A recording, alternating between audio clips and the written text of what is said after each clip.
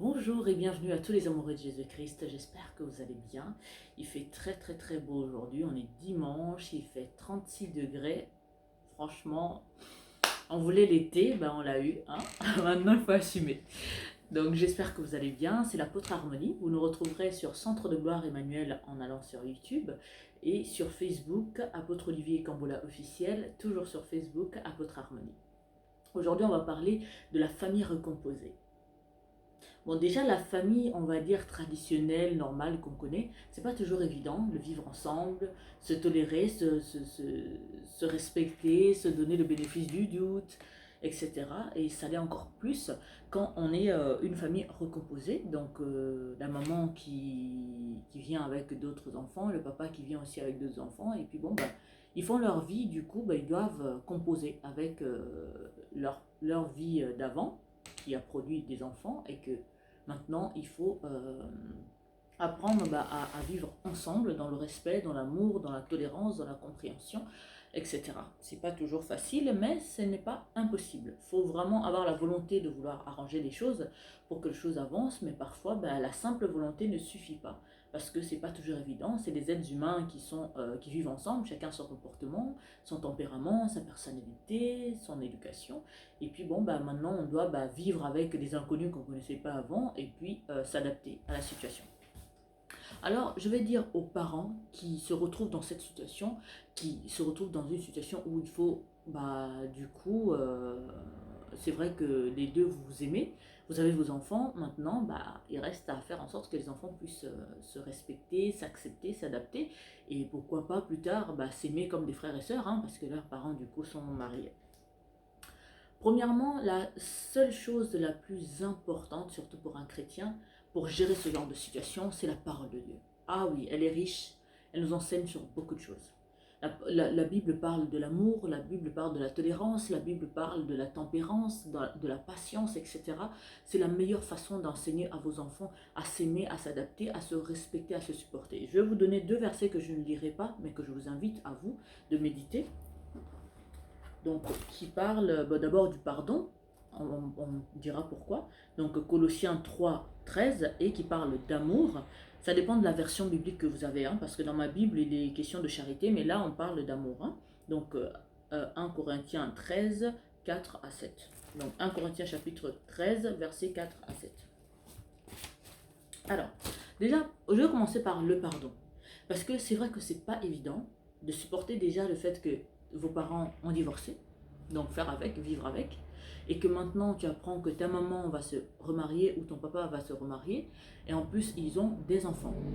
Donc c'est pas évident quoi, parce qu'on a quand même cette colère, cette rancœur là dans le cœur en tant qu'enfant, que non, mes parents se sont séparés, on est en colère, et maintenant tu apprends que la maman ou le papa va se lier à quelqu'un d'autre, donc c'est encore plus énervant, et en plus il y a d'autres enfants, donc il faudra apprendre à les connaître, à les comprendre, enfin ça peut susciter une colère.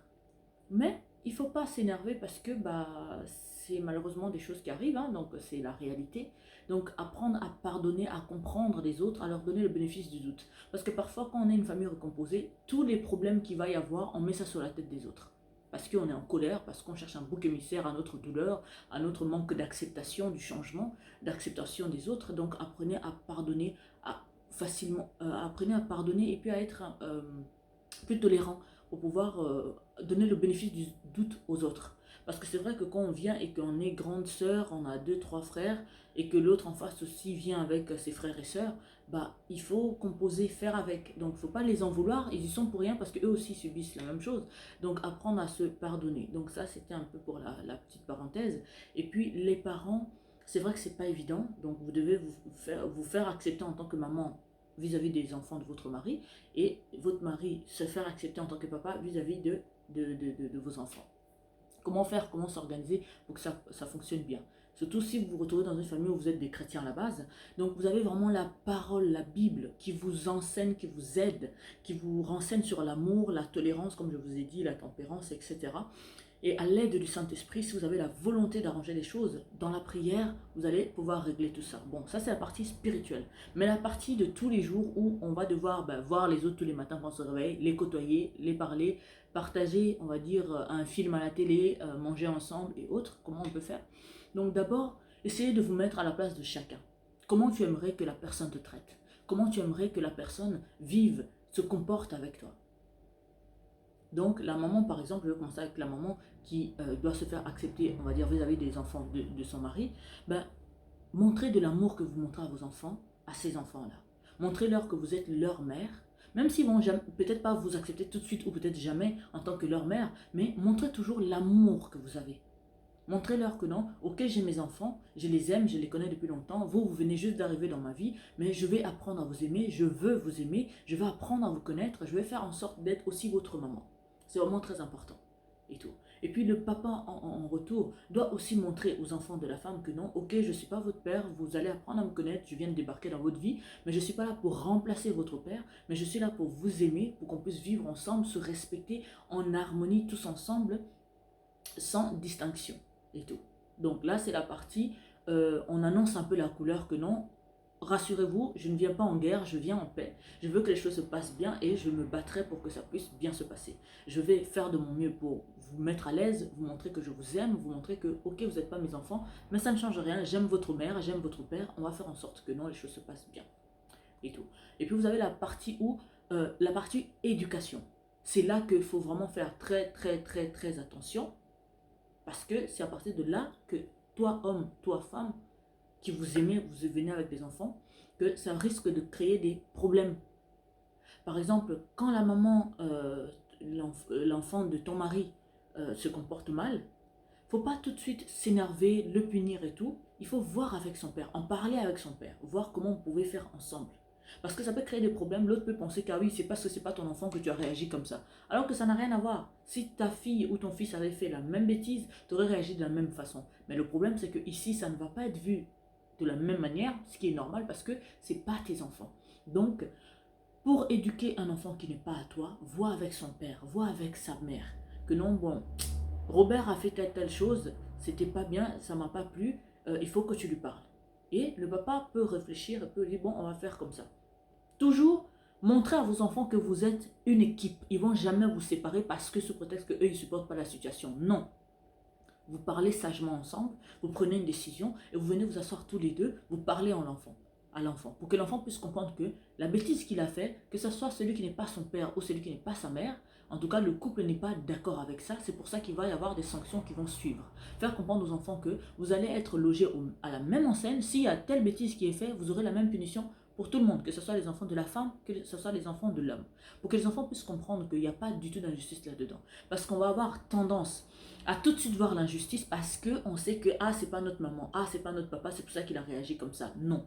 Montrez de l'amour à vos enfants, montrez que vous êtes vraiment, donc, on va dire, l'église au milieu du village. Et que vous ne réagissez pas comme ça parce que c'est l'enfant de l'autre. Non, je réagis comme ça parce que tu as fait une bêtise, je considère que tu es aussi mon enfant. Donc, voilà. Donc, c'est très important que non, l'enfant qui n'est pas à toi, tu vois avec son parent pour parler, avec sa mère ou avec son père, dépendant de la situation, pour pouvoir savoir gérer la situation, pour éviter de mettre les colères, les haines inutiles au sein de la famille, parce que déjà c'est une famille recomposée, donc des gens qui ne sont ni obligés de s'aimer, déjà en tant que la famille normale, on n'est pas obligé de s'aimer ni de se supporter. Maintenant vous imaginez quand quelqu'un vient d'ailleurs, qu'on ne connaissait pas, et que maintenant on doit vivre ensemble, on doit se composer avec, bah, c'est vraiment très important de faire très attention, d'avancer dans la sagesse et dans la prudence pour éviter de blesser, pour éviter qu'il y ait des malentendus qui créent des frictions, qui créent des guerres, qui créent des tensions inutilement dans votre famille. C'est vraiment très important. Donc, ce qui est vraiment important ici à retenir, c'est que la famille, les parents, vous devez réagir avec beaucoup de sagesse. Et surtout vous appuyer sur la parole de Dieu, sur le Saint-Esprit pour vous aider. Et aussi, pour les chrétiens, n'hésitez pas à prendre des moments ensemble, priez, partagez la parole de Dieu, lisez tous les versets qui parlent d'amour, de respect, de tolérance, pour cultiver ça au sein de vos enfants, c'est vraiment très important.